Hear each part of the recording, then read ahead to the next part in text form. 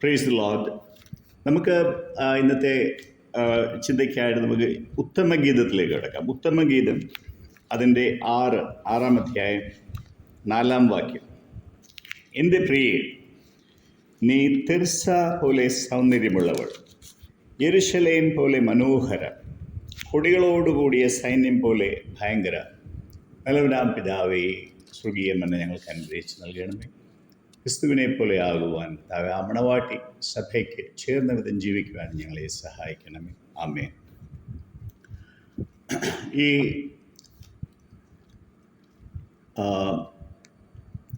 ഇപ്പോൾ നമ്മൾ കേട്ട വചനം ഞാൻ വിചാരിക്കുന്നത് തീർച്ചയായിട്ടും സഭയെക്കുറിച്ചുള്ള ഒരു വചനമാണ്. അതിന് 3 ഭാഗങ്ങളുണ്ട്. എന്നാൽ ഈ 3 പോയിൻറ്റ്സുള്ള ആദ്യത്തെ ഭാഗം മാത്രമാണ് ഞാൻ ഇന്ന് ധ്യാനിക്കുവാൻ ഉദ്ദേശിക്കുന്നത്. കാരണം എൻ്റെ പ്രിയെ, നീ തിർസ പോലെ സൗന്ദര്യമുള്ളവൾ, അതാണ് ഇന്നത്തെ നമ്മുടെ വിഷയം. നാം ധ്യാനിക്കുമ്പോൾ ദൈവം നമ്മെ സഹായിക്കട്ടെ എന്ന് ആഗ്രഹിക്കുന്നു. തിർസ എന്ന വാക്കിൻ്റെ അർത്ഥം മനോഹരമായ, അല്ലെങ്കിൽ രമണീയമായ, ആനന്ദകരമായ എന്നൊക്കെയാണ് അതിൻ്റെ അർത്ഥം. ഇതൊരു സ്ത്രീയുടെ പേരാണ്. എന്നാൽ എല്ലാ സ്ത്രീകൾക്കും ആ ഒരു പേര് ഉൾക്കൊള്ളുവാൻ കഴിയുമോ എന്ന് നമുക്കറിയില്ല. കാരണം തൻ്റെ കംഫർട്ട് സോൺ വിട്ട് ഒരു ശരിക്കും വളരെ അസാധാരണമായ കാര്യങ്ങളിലേക്ക് അത് പ്രാപിക്കുവാൻ കടന്നു ചെല്ലുന്നൊരു വ്യക്തിയാണ് ഈ തിർസ എന്ന പേരുകൊണ്ട് അർത്ഥമാക്കുന്നത്. അപ്പം അങ്ങനെ നമ്മിൽ എത്ര പേർ ഉണ്ടാകുമെന്നുള്ളത് ദൈവത്തിന് മാത്രം അറിയുവാൻ കഴിവുള്ളൊരു കാര്യമായിരിക്കും. എന്നാൽ ഈ പേര് ഏറ്റവും അനുയോജ്യമായിരിക്കുന്നത് അങ്ങനെയുള്ള സ്ത്രീകളിലാണ്. നാം വെറും ഒരു സാധാരണ ജീവിതം നയിച്ച് പോകുവാനുള്ളതാണ്, അല്ലെങ്കിൽ ദൈവം നമുക്ക് ഏറ്റവും അപൂർവമായി വച്ചിരിക്കുന്ന മഹത്തുക്കളും ദാനങ്ങളും അനുഗ്രഹങ്ങളും തേടി നമ്മുടെ പിതാവിൻ്റെ നാമത്തെ ഉജ്ജ്വലമാക്കുന്ന വ്യക്തികളാണോ നാം എന്ന് നമുക്ക് അന്വേഷിക്കാം. ഈ അടിസ്ഥാനത്തിൽ നാം നോക്കുമ്പോൾ ഞാൻ വിചാരിക്കുന്നത് തിർസ തീർച്ചയായിട്ടും അവൾ വളരെ സൗന്ദര്യമുള്ള ഒരു പെൺകുട്ടിയായിരുന്നുവെന്ന് നമുക്ക് അനുമാനിക്കാം. എന്നാൽ ദൈവാത്മാവ് വെറും ബാഹ്യമായിട്ടുള്ള ഒരു സൗന്ദര്യം മാത്രമാണ് നോക്കുന്നത്.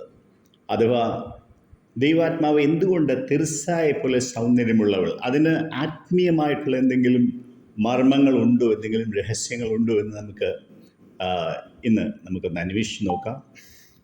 ദൈവം തിർസയെ മനോഹരി എന്ന് പ്രഖ്യാപിക്കുന്നു. നമുക്ക് അല്പമായിട്ട് നമുക്ക് അന്വേഷിക്കാം. ഇതിൻ്റെ ഉദ്ദേശം തീർച്ചയായും നമ്മുടെ ആത്മീയ അനുഗ്രഹമാണ്. പ്രിയപ്പെട്ടവർ, നമുക്ക് പലപ്പോഴും പല കാര്യങ്ങളും നമുക്ക് സംസാരിക്കുവാൻ കഴിയും. വാക്ചാതുര്യത്തോടുകൂടെയും അല്ലാതെയും പ്രാസംഗികനും അതിപ്രാസംഗികനും എല്ലാം നമുക്ക് കാണുവാൻ കഴിയും. എന്നാൽ നാം ദൈവത്തിൽ നിന്ന് പ്രാപിച്ച് ഇവിടെ ഞാൻ ഷെയർ ചെയ്യുന്ന കാര്യം എൻ്റെ വ്യക്തമായിട്ടുള്ള എൻ്റെ പേഴ്സണൽ സ്റ്റഡിയിൽ നിന്ന് ദൈവം എനിക്ക് വെളിപ്പെടുത്തുന്ന ഒരു സത്യമാണ്. അതിന് നമുക്ക് ദൈവത്തെ സ്തുതിക്കാം. നമുക്കാദ്യമായിട്ട് തിർസയുടെ ഒരു ഫാമിലി ഹിസ്റ്ററി നോക്കാം ബ്രീഫായിട്ട്. അത് പരിശോധിക്കുമ്പോൾ സംഖ്യാപുസ്തകം 26:33 സംഖ്യാപുസ്തകം 26:33 നാം വായിക്കുന്നത്, തിർസ സെലോഫെഹാദ് എന്ന വ്യക്തിയുടെ 5 പെൺമക്കളിൽ ഏറ്റവും ഇളയ മകളായിട്ടാണ് നമ്മൾ കാണുന്നത്. സെലോഫെഹാദിന് പുത്രിമാരല്ലാതെ പുത്രന്മാരുണ്ടായിരുന്നില്ല. ചുരുക്കത്തിൽ ഇതാണ് തിർസയുടെ ബ്രീഫ് ഫാമിലി ഹിസ്റ്ററി. ഞാൻ നേരത്തെ സൂചിപ്പിച്ചതുപോലെ തിർസ എന്ന പേര് എല്ലാ സ്ത്രീകൾക്കും അനുയോജ്യമാകണമെന്നില്ല, പുരുഷന്മാർക്കും അതുപോലെ. എന്നാൽ അപൂർവമായ കാര്യങ്ങൾ സാധിക്കുവാൻ ശ്രമിക്കുന്ന ഒരു സ്ത്രീയെയാണ് തിർസ എന്ന പേര് സൂചിപ്പിക്കുന്നത്. അങ്ങനെയുള്ളൊരു പ്രവൃത്തി ചെയ്യുവാൻ തൻ്റെ കംഫർട്ട് സോൺ വിടേണ്ട ആവശ്യമുണ്ട്. അതിനുവേണ്ടി മറ്റുള്ളവർ പ്രകടിപ്പിക്കാത്ത കാര്യം മറ്റുള്ളവർ പ്രകടിപ്പിക്കാത്ത ധൈര്യം ആവശ്യമാണ്. ഈ ഒരു കോണ്ടെക്സ്റ്റ് മനസ്സിലാക്കാനായിട്ട് നമുക്ക് വീണ്ടും സംഖ്യാപുസ്തകം അതിൻ്റെ 27-ാം അധ്യായത്തിലേക്ക് നമുക്ക് കടക്കാം. സംഖ്യാപുസ്തകത്തിൻ്റെ 27 അതിൻ്റെ 1-ാം വാക്യം. അനന്തരം യോസേഫിൻ്റെ മകനായ മനശ്ശെയുടെ കുടുംബത്തിൽ മനശ്ശെയുടെ മകനായ മാഖീരിൻ്റെ മകനായ ഗിലെയാദിൻ്റെ മകനായ ഹേഫെറിൻ്റെ മകനായ സെലോഫെഹാദിൻ്റെ പുത്രിമാർ അടുത്തു വന്ന് അവൻ്റെ പുത്രിമാർ Mahlah, Nova, Hoglah, Milkha, Tirzah എന്നിവരായിരുന്നു. അവർ നാം ഈ 1-ാം വാക്യം നോക്കുമ്പോൾ നമുക്ക് മനസ്സിലാക്കാൻ കഴിയുന്ന ഒരു സത്യം എന്ന് പറഞ്ഞാൽ തിർസ ഏറ്റവും ഇളയവളായിരുന്നു. എങ്കിലും ഞാൻ ചിന്തിക്കുന്നത് ദൈവത്തിൻ്റെ ആത്മാവ് അവളുടെ പ്രത്യേകം പേരെടുത്തിരിക്കുന്നതിനാൽ നമുക്ക് മനസ്സിലാക്കാൻ കഴിയുന്നത് ഈ 5 സഹോദരിമാരെ മോശയെപ്പോലെയുള്ള ശ്രേഷ്ഠ വ്യക്തികളുടെ സന്നിധിയിലേക്ക് കൊണ്ടുവരുവാനായിട്ട് പ്രേരിപ്പിച്ച പ്രധാന ഘടകം തിർസ തന്നെയായിരുന്നുവെന്ന് നമുക്ക് അനുമാനിക്കാം. അതിൻ്റെ 2-ാം വാക്യം. അവർ സമാഗമന കൂടാരത്തിൻ്റെ വാതിൽക്കൽ മോശയുടെയും ഏലിയാസർ പുരോഹിതൻ്റെയും പ്രഭുക്കന്മാരുടെയും സർവ്വസഭയുടെയും മുമ്പാകെ നിന്ന് പറഞ്ഞത്.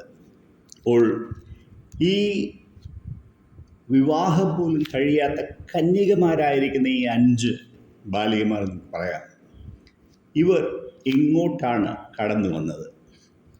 മോശയെപ്പോലെ ശ്രേഷ്ഠനായിട്ടുള്ള ദാസന്മാർ, ഏലിയാസർ മഹാപുരോഹിതനാണ്, അതുപോലെ പ്രഭുക്കന്മാർ, ഇവരുടെയൊക്കെ സന്നിധിയിലേക്കാണ് ഇവർ കടന്നു വരുന്നത്. എത്ര അത്ഭുതകരമായൊരവസ്ഥ! കാരണം ഇങ്ങനെയുള്ളൊരു ഒരു ഒരു ഒരു സിറ്റുവേഷൻ മറ്റെങ്ങും നമ്മൾ കാണുന്നില്ല. ദൈവവചനത്തിൽ പഴയ നിയമം മുഴുവൻ അന്വേഷിച്ചാൽ നമ്മൾക്കത് കാണാൻ സാധിക്കുന്നില്ല. എന്നാൽ നമുക്ക് അല്പം ആയിട്ട് അന്നത്തെ സാമൂഹിക വ്യവസ്ഥകളെക്കുറിച്ച് ചിന്തിക്കാം ബ്രീഫായിട്ട്. പിന്നെ അന്നത്തെ സാമൂഹിക വ്യവസ്ഥയനുസരിച്ച് പുരുഷന്മാർക്കാണ് അവകാശം ലഭിച്ചിരുന്നത്. നമ്മൾ ഈ മക്കത്തായം എന്നൊക്കെ പറയുന്നത് പോലെ സ്ത്രീകൾക്ക് അവരുടെ ഭർത്താവിൻ്റെ അവകാശം കൊണ്ട് തൃപ്തിപ്പെടേണ്ടിയിരുന്നു. സംഖ്യാ പുസ്തകം 27-ന്റെ ഞങ്ങളുടെ അപ്പൻ മരുഭൂമിയിൽ വെച്ച് മരിച്ചുപോയി. എന്നാൽ അവൻ യഹോവയ്ക്ക് വിരോധമായി കോരഹിനോട് കൂടിയവരുടെ കൂട്ടത്തിൽ ചേർന്നിരുന്നില്ല. അവൻ സ്വന്തം പാപത്താൽ അത്രേ മരിച്ചത്. അവന് പുത്രന്മാർ ഉണ്ടായിരുന്നതുമില്ല. ഞങ്ങളുടെ അപ്പന് മകൻ ഇല്ലായകൊണ്ട് അവന്റെ പേര് കുടുംബത്തിൽ നിന്ന് ഇല്ലാതെയാകുന്നത് എന്ത്? അപ്പന്റെ സഹോദരന്മാരുടെ ഇടയിൽ ഞങ്ങൾക്ക് ഒരു അവകാശം തരണം. Thank you brother. അപ്പോൾ ഈ 5 സഹോദരിമാർ മോശയോട് ചില ആവശ്യം ഉന്നയിക്കുന്നതാണ് നാം കാണുന്നത്. അവരുടെ പിതാവ് സെലോഫെഹാദ് മരിച്ചു. അവർക്ക് തങ്ങളുടെ പിതാവിൽ നിന്നുള്ള അവകാശം നഷ്ടപ്പെട്ടു. കാരണം അവർക്ക് സഹോദരന്മാർ ഉണ്ടാകാതിരുന്നതുകൊണ്ടാണ്. ആകയാൽ തങ്ങളുടെ പിതാവിൻ്റെ നഷ്ടപ്പെട്ടു പോയ അവകാശം ചോദിച്ചു വാങ്ങുവാനായിട്ടാണ് ഈ സഹോദരിമാർ സധൈര്യം മോശയുടെ മുമ്പാകെ വന്നു നിന്നത്. ഈ കന്യകമാരുടെ ധൈര്യത്തെക്കുറിച്ച് ഒരു നിമിഷം ചിന്തിച്ചു നോക്കുക. നമ്മുടെ സഹോദരന്മാരിൽ എത്ര പേർക്ക് അങ്ങനെയുള്ളൊരു ധൈര്യം ഉണ്ടാകും? ആ കാലത്തെ ഒരു അവസ്ഥ തന്നെ നമുക്ക് കമ്പയർ ചെയ്ത് നോക്കണം. മോശയ്ക്ക് പോലും എന്ത് ചെയ്യണമെന്ന് മനസ്സിലായില്ല. And it was totally unprecedented situation. ആകയാൽ 5-ാം വാക്യത്തിൽ മോശെ ഈ കന്യകമാരുടെ കാര്യം ദൈവസന്നിധിയിൽ യഹോവയുടെ മുമ്പാകെ വയ്ക്കുവാൻ തീരുമാനിച്ചു. പിന്നെ ഇവിടെ എന്താണ് ഒരു നിയമപരമായി പറഞ്ഞു കഴിഞ്ഞാൽ നമുക്ക് ഒരു നിയമസഭയുണ്ട്, അത് ലെജിസ്ലേച്ചർ എന്ന് പറയും, പാർലമെൻറ്റ്. അപ്പോൾ ഈ പാർലമെൻറ്റിൽ ഒരു ബില്ല്, എന്തെങ്കിലും ഒരു കേസ്, ആ ഒരു ബില്ലാണ് അതിനെ സപ്പോർട്ട് ചെയ്യുന്ന ഒരു ബില്ല് ഏതെങ്കിലും ഒരു മെമ്പർ ഓഫ് പാർലമെൻറ്റിൽ കൊണ്ടുവരും. അത് പാർലമെൻറ്റ് അംഗീകരിച്ചു കഴിഞ്ഞാൽ അതൊരു നിയമമായി തീരും. എന്ന് പറഞ്ഞതുപോലെ ഈ ദൈവസഭയുടെ മുമ്പാകെ മോശ, അതുപോലെ ഏലിയാസർ, ഇവരെല്ലാം ഇരിക്കുന്ന ഈ ദൈവസഭയുടെ മുൻപിൽ ആ ദൈവസന്നിധിയിൽ ഈ 5 മക്കൾ അവിടെ വരികയാണ്. അവർ അവരുടെ കേസ് മൂവ് ചെയ്യുകയാണ്. അപ്പോൾ now the file has been referred to the court of heaven. സ്വർഗത്തിലെ ആ കോർട്ടിലേക്ക് അവരുടെ കേസ് റെഫർ ചെയ്തിരിക്കും. ആ 4-ാം വാക്യത്തിൽ നമ്മൾ വായിച്ചു കേട്ട പോലെ അവിടെ പറഞ്ഞത്, ഞങ്ങളുടെ അപ്പന് മകനില്ലായക കൊണ്ട് അവൻ്റെ പേര് കുടുംബത്തിൽ നിന്ന് ഇല്ലാതെയാകുന്നത് എന്ത്? അപ്പൻ്റെ സഹോദരന്മാരുടെ ഇടയിൽ ഞങ്ങൾക്ക് ഒരവകാശം തരണം. അവർ അവകാശപ്പെടുവാനാണ്. അതായത് തൻ്റെ ആ പിതാവിൻ്റെ അവകാശം നഷ്ടപ്പെട്ടു പോയാൽ സംഭവിക്കുന്നത് ആ പിതാവിൻ്റെ നാമം ഇസ്രായേലിൽ നഷ്ടപ്പെട്ടു പോകും. അവരുടെ പിതാവിൻ്റെ നാമം, കാരണം ഒരു അവകാശമില്ലാതിരിക്കുന്നത് കൊണ്ട് ആ പിതാവിൻ്റെ ഓർമ്മ, ആ പിതാവിൻ്റെ അവകാശം നഷ്ടപ്പെട്ടു പോകും. അപ്പം ആകയാൽ ആ പിതാവിൻ്റെ അവകാശത്തെ റീക്ലെയിം ചെയ്യാനായിട്ടാണ് ഇവർ വന്നിരിക്കുന്നത്.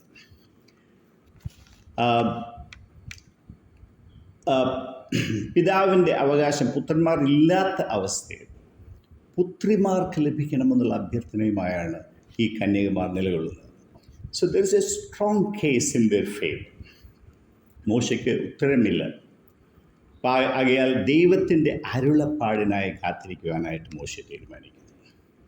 അതിൻ്റെ 6-7 വാക്യത്തിൽ യഹോവ മോശയോട് അരുളി ചെയ്തത്, അതായത് ഈ പ്രശ്നം 5-ാം വാക്യത്തിൽ പറയുന്നത് മോശ അവരുടെ കാര്യം യഹോവയുടെ മുമ്പാകെ വെച്ചു. അപ്പോൾ യഹോവ മോശയോട് സംസാരിക്കുവാൻ തുടങ്ങി. അത് എത്ര മനോഹരമാണ്. ഞാനത് ചിന്തിക്കുമ്പോൾ പലപ്പോഴും എനിക്ക് അത്ഭുതം തോന്നാറുണ്ട്. ഈ 5 പെൺമക്കളുടെ ആ ധൈര്യം, അവരുടെ അത് തീർച്ചയായിട്ടാണ് അതിൻ്റെ മുഴുവൻ ക്രെഡിറ്റ് കൊടുക്കേണ്ടത്. അത് ഞാൻ തീർച്ചയായിട്ടും ചിന്തിക്കുന്നത്, ദൈവത്തിൻ്റെ ആത്മാവ് പറയുന്നത് പോലെ അവൾ ഏറ്റവും ഇളയവളായിരുന്നു, എങ്കിലും തൻ്റെ പിതാവിൻ്റെ നാമം നിലനിർത്തുവാനുള്ള തീഷ്ണത പ്രദർശിപ്പിച്ചൊരു മകളാണ് തീർച്ച. അപ്പോൾ ഇവിടെ 7-ാം വാക്യം സെലോഫിഹാദിൻ്റെ ദൈവം എന്താണ് പറയുന്നത് നമുക്ക് നോക്കാം. യഹോവ അരുളി ചെയ്യുന്നത്, സെലോഫിഹാദിൻ്റെ പുത്രിമാർ പറയുന്നത് ശരി തന്നെ. Heaven ratified their case. എത്ര മനോഹരമായൊരു സത്യമാണ് നമ്മുടെ കാണുന്നത്. ദൈവം അവരുടെ വാദം അംഗീകരിച്ചു. ഇവിടെ നാം കാണുന്നത് അവരുടെ അപ്പൻ്റെ അവകാശം അവർക്ക് കൊടുക്കണം. അവരുടെ അപ്പൻ്റെ സഹോദരന്മാരുടെ ഇടയിൽ അവർക്കൊരു അവകാശം കൊടുക്കണം. അപ്പോൾ ഇവിടെ നാം കാണുന്ന ഒരു മനോഹരമായിട്ടുള്ളൊരു സത്യം, ദൈവം അവരുടെ വാദം അംഗീകരിച്ച് അവരുടെ ആഗ്രഹം, അവരുടെ അഭിപ്രായം അംഗീകരിച്ചു കൊടുക്കുന്നു എന്നുള്ളതാണ്. നാം ഉത്തമഗീതത്തിൻ്റെ 6-4 വായിച്ചതുപോലെ തിർസായുടെ സൗന്ദര്യം വെറും പുറമേയുള്ള ഭംഗി മാത്രമായിരുന്നില്ല. അവളുടെ ഉള്ളിൽ ഒരു ആന്തരിക സൗന്ദര്യമുണ്ടായിരുന്നു. അവളിൽ ദൃശ്യമാകുന്നത് തൻ്റെ പിതാവിൻ്റെ അവകാശത്തെ ഏറ്റവും ജാഗ്രതയോടെ സംരക്ഷിക്കാനുള്ളൊരു ആത്മദാഹമാണ്. ഇത് നാം എല്ലാവരും ദൈവരാജ്യം അംഗീകരിക്കുന്ന, ദൈവരാജ്യത്തെ അന്വേഷിക്കുന്ന ആ ഒരു ആഗ്രഹത്തിനോടൊരു തുല്യമായിട്ടുള്ളൊരു പ്രവൃത്തിയാണ് തിർസ ഇവിടെ ചെയ്തത്. നാം വായിക്കുന്നുണ്ട്, The violent takes the kingdom of God. ഈ കുഞ്ഞുങ്ങളിൽ ഒരു ആത്മീയ വയലൻസും കാണുവാൻ കഴിയും. അതായത് അതിൻ്റെ യഥാർത്ഥ അർത്ഥം അത്യുത്സാഹികൾ ദൈവരാജ്യത്തെ കൈയടക്കും എന്നാണ്. അത്യുത്സാഹികൾ, അത് ഒരു ഓവർലി സെലസ് എന്നാണ് ഇംഗ്ലീഷിൽ പറയുന്നത്. അപ്പം നമുക്കൊരു സാധാരണമായിട്ടുള്ള ഒരു ആഗ്രഹത്തോടു കൂടി ദൈവരാജ്യത്തിലേക്ക് നമുക്ക് കടക്കുവാൻ കഴിയുകയില്ല. നമ്മുടെ ശരീരവും മനസ്സും ആത്മാവും 100% അതിലേക്ക് കൊടുക്കുമ്പോഴാണ് നാം ദൈവരാജ്യത്തെ അവകാശപ്പെടുന്നത്. നാം പറയുന്നത് പോലെ കർത്താവ് നമ്മെ പ്രാർത്ഥിക്കാൻ പഠിപ്പിച്ചതുപോലെ, സ്വർഗസ്ഥനായ ഞങ്ങളുടെ പിതാവേ. ഈ പിതാവ് വാസ്തവത്തിൽ നമ്മുടെ പിതാവാണോ? പുത്രന്മാരും പുത്രിമാരും ഈ പിതാവിൻ്റെ നാമത്തെ ഈ ഭൂമിയിൽ നിലനിർത്തുവാൻ ആഗ്രഹിക്കുന്നവരാണോ നാം? അവിടുത്തെ രാജ്യം വരയണമേ. ഇന്ന് ആരുടെ രാജ്യമാണ് നാം ഇവിടെ കാണുന്നത്? അവിടുത്തെ തിരുമനസ് സ്വർഗത്തിലെ പോലെ ഭൂമിയിലും ആകണമേ. പ്രിയപ്പെട്ടവരെ, നമ്മുടെ പിതാവിൻ്റെ ഹിതമാണോ ഈ ഭൂമിയിൽ ചിലവഴിക്കുന്നത്? നാം എങ്ങനെയാണ് ജീവിക്കുന്നത്?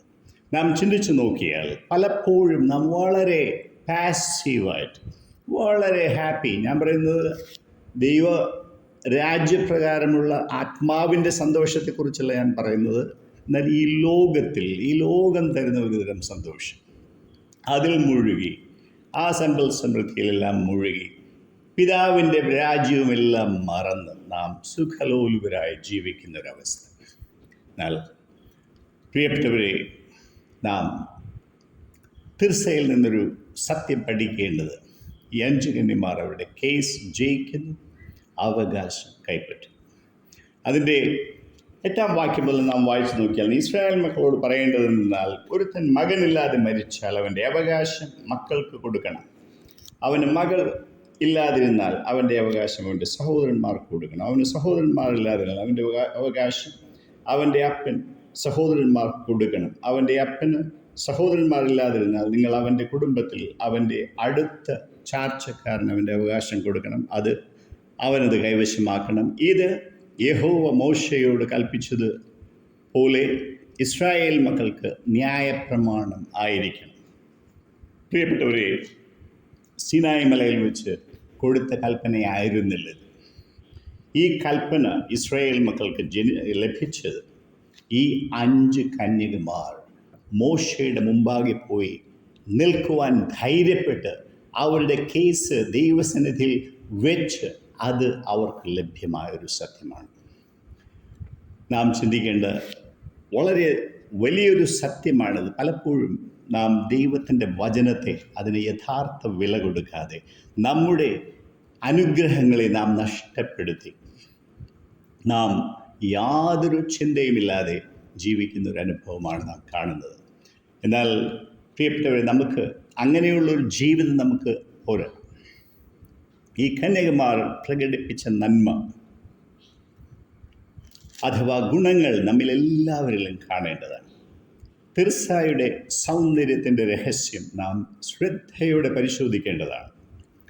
സഭാപ്രസംഗി 1:9 പറയുന്നു, ഈ ഭൂമിയിൽ സൂര്യന് കീഴിൽ പുതുതായി ഒന്നുമില്ലെന്നാണ് സഭാപ്രസംഗിയുടെ അവകാശം. അതെന്തുമായിക്കൊള്ളട്ടെ, എന്നാൽ 1 കൊരിന്ത്യർ 2:9 നാം വായിക്കുന്ന മനോഹര സത്യം, ദൈവം തന്നെ സ്നേഹിക്കുന്നവർക്ക് ഒരുക്കിയിട്ടുള്ളത് കണ്ണ് കണ്ടിട്ടില്ല, ചെവി കേട്ടിട്ടില്ല, ആരുടെയും ഹൃദയത്തിൽ പ്രവേശിച്ചിട്ടുമില്ല. എന്നാൽ ദൈവം നമുക്ക് ആത്മാവിനാൽ വെളിപ്പെടുത്തിയിരിക്കുന്നു. പ്രിയ ദൈവമക്കളെ, നമ്മുടെ പിതാവ് നമ്മെ സ്നേഹിച്ച് നമുക്കായി വെച്ചിരിക്കുന്ന വിലയേറിയ അനുഗ്രഹങ്ങളെ നാം അറിയാതെ പോകരുത്. ഈ ദൈവത്തെ മറന്ന് സ്വയസ്നേഹത്തിൽ മുഴുകി ജീവിക്കുവാൻ പാടില്ല. നാം ഈ സ്നേഹമുള്ള പിതാവിനെ പോലും നമ്മൾ നഷ്ടപ്പെടുത്തി കളയും. എന്നാൽ ഞാൻ ഈ പറയുന്നത് നമ്മെ നിരുത്സാഹപ്പെടുത്താനല്ല, എന്നാൽ നിങ്ങളെ പിതാവിനെ അറിയുവാനായിട്ട് പ്രോത്സാഹിപ്പിക്കുവാനായിട്ട്. സൂര്യന് താഴെ പുതുതായി ഒന്നുമില്ലായിരിക്കാം, പക്ഷേ സൂര്യന് മുകളിൽ നമുക്കൊരു പ്രത്യാശയുണ്ട്. അവിടെയാണ് നമ്മെ ആത്മീയ സ്ഥലങ്ങളിൽ ഇരുത്തിയിരിക്കുന്നത്. ആ സ്വർഗോന്നതികളിൽ നമ്മെ ഇരുത്തിയിരിക്കുന്നത് ദൈവത്തിൻ്റെ നിസ്തുല്യ ദാനങ്ങളെ ദൈവം തൻ്റെ പരിശുദ്ധാത്മാവിനാൽ ഇതിനെ വെളിപ്പെടുത്തി സ്വർഗോന്നതികളിൽ വസിക്കുന്ന തൻ്റെ മക്കൾക്കായി ഈ വെളിപ്പാടുകൾ ലഭിക്കുന്നു. ഈ വചനം, പ്രിയപ്പെട്ടവരെ, നമ്മുടെ ജീവിതത്തിൽ എന്തുമാത്രം യാഥാർത്ഥ്യമായിട്ടുണ്ട്. അത് നാം ഇപ്പോഴും സൂര്യന് താഴെ ജീവിക്കുന്നവരുടെ കൂടെയാണ്. എഫെസ്യരുടെ 1:3 നാം ആ സത്യം കാണുന്നു. കൊലോസ്യ ലേഖനം 3:1 ആകയാൽ നാം ക്രിസ്തുവിനോടുകൂടെ ഉയർത്തെഴുന്നേറ്റിരിക്കുന്നുവെങ്കിൽ അവനിരിക്കുന്നിടമായ സ്വർഗത്തിലുള്ളത്, ഉയരത്തിലുള്ളവ അന്വേഷിപ്പിക്കും. സൂര്യന് കീഴെയുള്ള ജീവിതം ഏറ്റവും ദുസ്സഹമാണ് പ്രിയപ്പെട്ടവർ. എത്രമാത്രം നമ്മുടെ കയ്യിലുണ്ടെന്ന് വരികിലും അത് തീർച്ചയായും ദുസ്സഹമാണ്. ദൈവമില്ലാത്ത ഒരു ജീവിതം അത് ദുസ്സഹമാണ്. എന്നാൽ സൂര്യന് മേലെ there is an exciting life. നമ്മിൽ ആവേശമുണർത്തുന്ന ഒരു ജീവിതമാണത്. ഓരോ നിമിഷവും അത് നമുക്ക് ജീവിക്കുവാൻ കഴിയണം പ്രിയപ്പെട്ടവരെ. ഭൂമിയും അതിൻ്റെ പൂർണ്ണതയും നമ്മുടെ ദൈവത്തിൻ്റെതാണ്. എന്നാൽ ഒരു സത്യം, ഒരു നഗ്ന സത്യം നാം മനസ്സിലാക്കാതെ പോകരുത്. തെറ്റായ ഒരു രാജാവാണ് ഈ ഭൂമിയെ ഭരിക്കുന്നത് പ്രിയപ്പെട്ട. അവനാണ് ഈ ഭൂമിയെ ഭരിച്ചുകൊണ്ടിരിക്കുന്നത്, ഒരു തെറ്റായ ഒരു രാജാവ്. അവൻ വഞ്ചകനും ചതിയനും ദൂഷണം പറയുന്നവരുമാണ്. അവൻ വരുന്നത് അറുക്കുവാനും മുടിക്കുവാനും കൊല്ലുവാനും മാത്രം. ഈ ദുഷ്ടശത്രുവിനെയും അവൻ്റെ രാജ്യത്തെയും ഈ ഭൂമിയിൽ നിന്ന് തുടച്ചു മാറ്റും. ദൈവരാജ്യം ഇവിടെ സ്ഥാപിക്കപ്പെടേണ്ട ആവശ്യം, ആ ഒരൊറ്റ ഉദ്ദേശത്തോടെയാണ് യേശു ക്രിസ്തു തൻ്റെ സഭയെ പണിയുന്നത്. നമ്മുടെ പിതാവിൻ്റെ അവകാശത്തെ വെല്ലുവിളിക്കുന്ന ഒരു ദുഷ്ടപിശാച് ഈ ഭൂമിയെ കൈവശമാക്കിയിരിക്കുന്നു. എങ്ങനെയാണ് നാം ജീവിക്കുന്നത്? പ്രിയപ്പെട്ടവരെ, നമ്മുടെ പിതാവിൻ്റെ അവകാശം നഷ്ടപ്പെടുത്തി കളയരുത്. നമ്മുടെ സ്വർഗീയ പിതാവിൻ്റെ ഹിതം ഈ ഭൂമിയിൽ നിറവേറണം. ഈ ദുഷ്ടൻ്റെ ഹിതമല്ല ഈ ഭൂമിയിൽ നിറവേറേണ്ടത്. അതിനായിട്ട് നമ്മെ രക്ഷിക്കപ്പെടുത്തിയിരിക്കുന്നു പ്രിയപ്പെട്ടവരെ. തിർസയെ പോലെയുള്ളൊരു സൗന്ദര്യം ദൈവത്തിന് നമ്മിലും നാം ഓരോരുത്തരിലും കാണുവാൻ കഴിയും. കാലത്തിൻ്റെ സമ്പൂർണ്ണതയിൽ നമ്മുടെ പുത്രനാം ദൈവം നമ്മെ വീണ്ടെടുത്തു. ഏറ്റവും മനോഹരമായൊരു നാഴികക്കല്ലായിരുന്നു അത്. ദാനിയേലിൻ്റെ പുസ്തകം 7 താൻ പറയുന്നത്, അന്ത്യകാലത്ത് ആ സമയം ആസന്നമാണ്. ദൈവത്തിൻ്റെ വിശുദ്ധന്മാർ രാജ്യത്വം കൈവശമാക്കുന്ന കാലം വിദൂരമല്ല പ്രിയപ്പെട്ടവർ. നമുക്ക് വെളിപ്പാടിൻ്റെ ആ 11-15 കടക്കാം.